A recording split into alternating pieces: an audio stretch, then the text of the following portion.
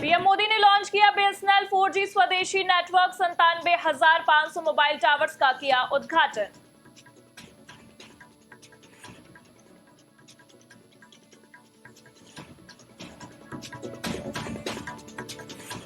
केरल दौरे पर भाजपा अध्यक्ष जेपी नड्डा कई कार्यक्रमों में हुए शामिल। स्थानीय नेताओं संग की कई बैठकें।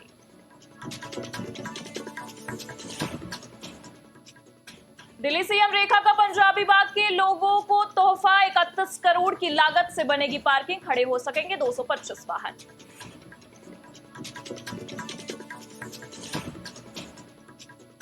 माया देवी मंदिर में छड़ी पूजन का आयोजन। उत्तराखंड सीएम पुष्कर सिंह धामी हुए शामिल। पूजन कर बजाया ढोल नगाड़ा।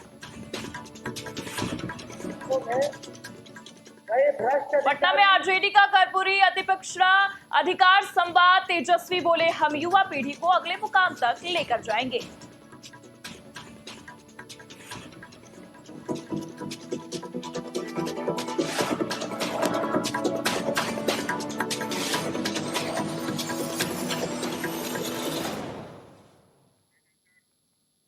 नमस्कार, आप देख रहे हैं आज की खबर और मैं हूं आपके साथ प्रगति ठाकुर। बुलेटिन की शुरुआत करेंगे बड़ी खबर के साथ।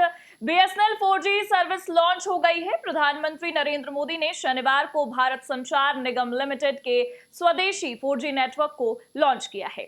ओडिया के झारसुगड़ा में पीएम मोदी ने इन नेटवर्क को लॉन्च किया। इसे भारतीय टेलीकॉम सेक्टर के लिए एक महत्वपूर्ण कदम भी बताया जा रहा है। बीएसएनएल के 4G नेटवर्क को कंपनी के 25 साल पूरे होने पर लॉन्च किया गया है। इसका उद्देश्य देश के ग्रामीण इलाकों तक बेहतर कनेक्टिविटी को पहुंचाना है। पीएम मोदी ने संबोधित करते हुए कहा है कि हमें गर्व है कि आज हमारे स्वदेशी प्रयासों ने नया इतिहास रच दिया है। बीएसएनएल ने 4G तकनीक विकसित कर ली है और भारत दुनिया के उन 5 देशों की सूची में भी शामिल हो गया है जिनके पास पूरी तरह से स्वदेशी टेलीकॉम तकनीक है।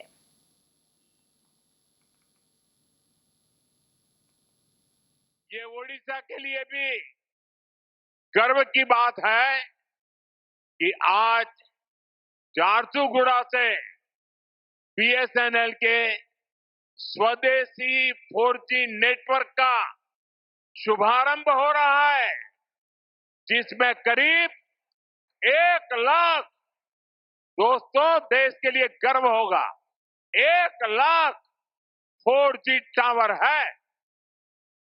ये टावर देश के दूरदराज के क्षेत्रों में कनेक्टिविटी की नई क्रांति लाने जा रहा है।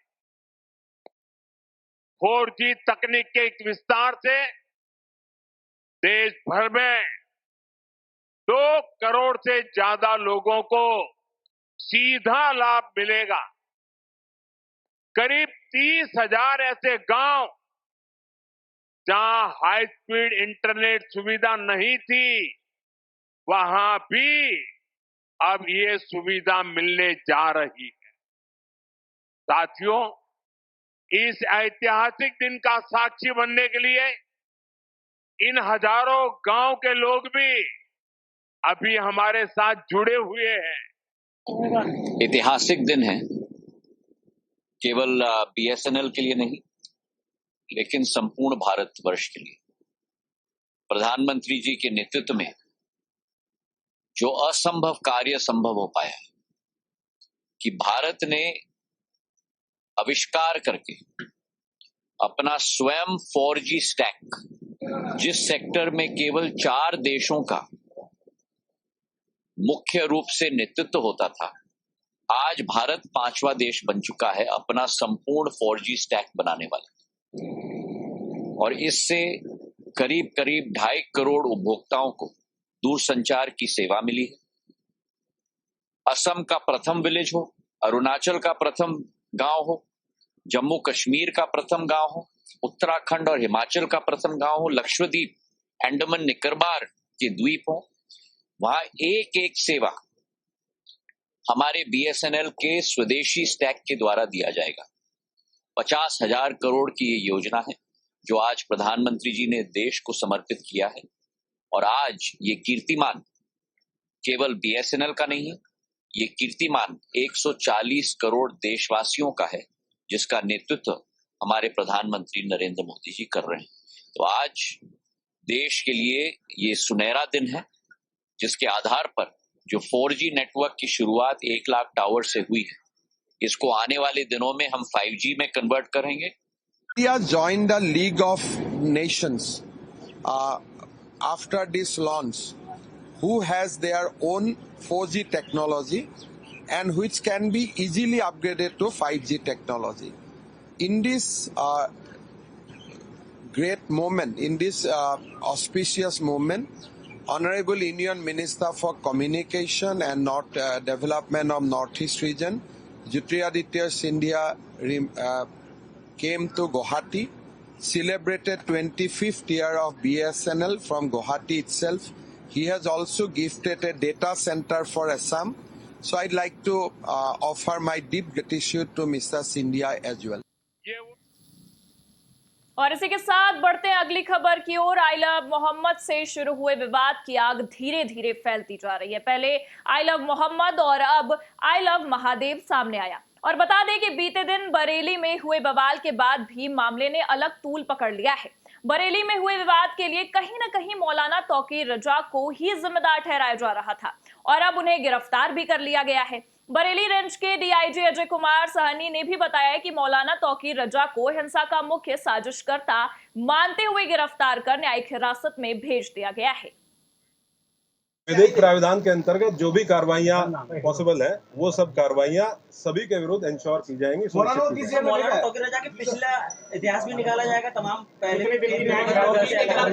हम लोग सभी अभियुक्तों का आपराधिक इतिहास निकालेंगे। पुराने मुकदमे ये देखेंगे कि उन पुरानों मुकदमे की वर्तमान में कोर्ट में क्या स्थिति है, ट्रायल में क्या स्थिति है और उनमें हम लोगों के स्तर से क्या और तेजी लाई जा सकती है, उसके बारे में भी काम।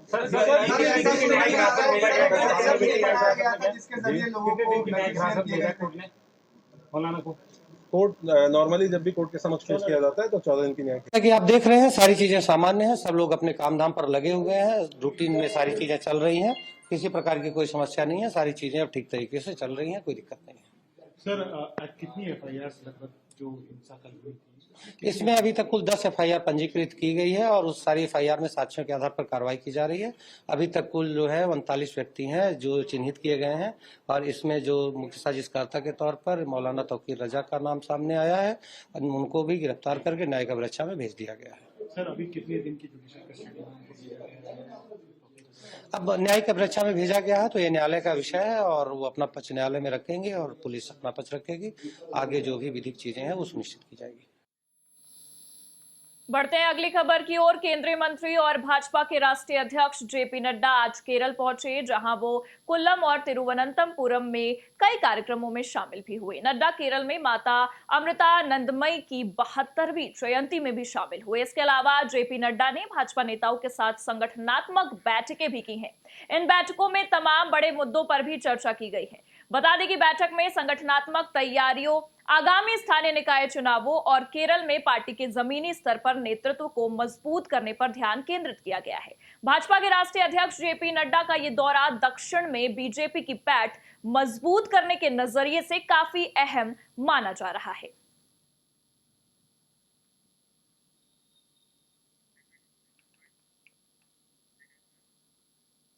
खबर दिल्ली से है। दिल्ली की मुख्यमंत्री रेखा गुप्ता ने बृहस्पतिवार को जीके मार्केट में एक स्वचालित बहुस्तरीय शटल कार पार्किंग का उद्घाटन किया। इस अवसर पर सांसद कमलजीत सहरावत, दिल्ली सरकार के कैबिनेट मंत्री आशीष सूद के साथ कई नेता और कार्यकर्ता भी मौजूद रहे। इस दौरान सीएम रेखा गुप्ता ने कहा कि 65 करोड़ की लागत से बनी इस पार्किंग को आज हमने जनता को सौंप दिया है। हम दिल्ली में पार्किंग की समस्या का पूरी तरह से समाधान चाहते हैं।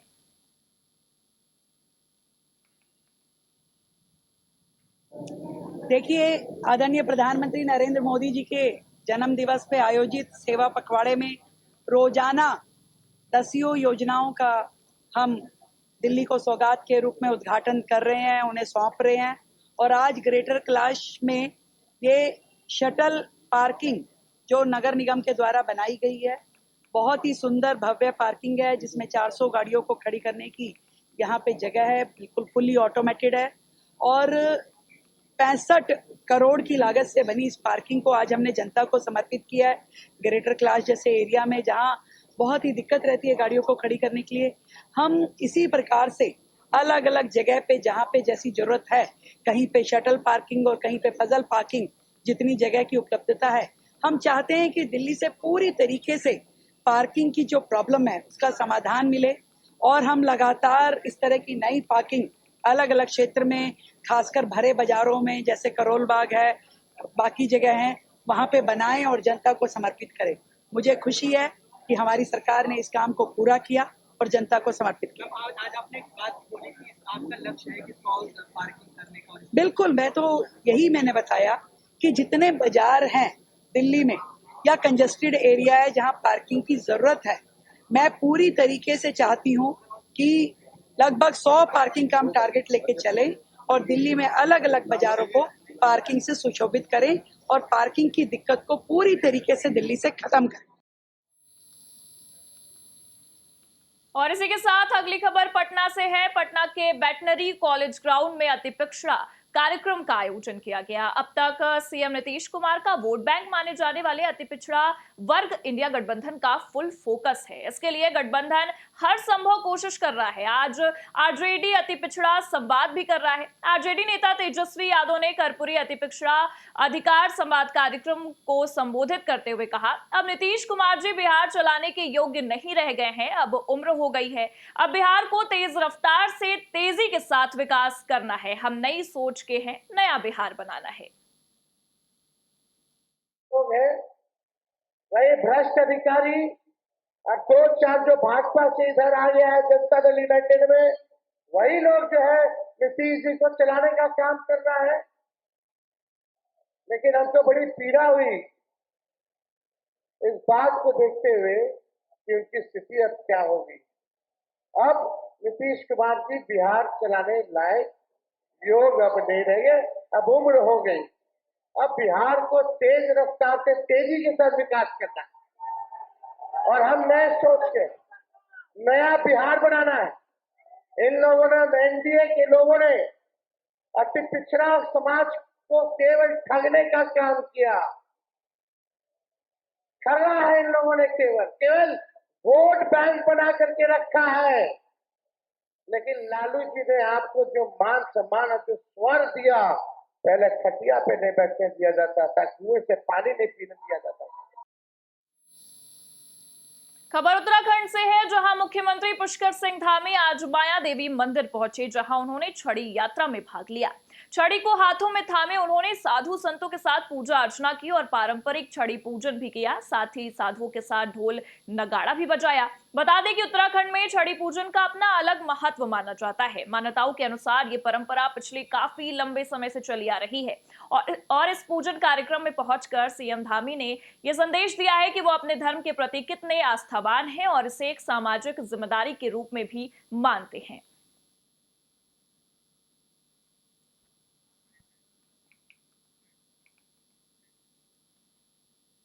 बढ़ते हैं अगली खबर की ओर। राजधानी दिल्ली में पिछले कई सालों से पानी के ज्यादा बिल से उपभोक्ता काफी परेशान है, जिसका मुद्दा विधानसभा चुनाव में भी उठाया गया था। ज्यादा बिल आने के कारण बड़ी संख्या में उपभोक्ता बिल जमा नहीं कर पा रहे हैं। इससे जल बोर्ड को भी राजस्व का नुकसान हो रहा है। इसका समाधान के लिए दिल्ली की भाजपा सरकार ने पानी बिल माफी योजना की घोषणा की है, जिसको लेकर दिल्ली के मंत्री प्रवेश वर्मा का बयान सामने आया है। उन्होंने कहा कि इस योजना से दिल्ली सरकार को हजारों करोड़ का नुकसान होगा, लेकिन इसका लाभ लोगों तक पहुंचेगा।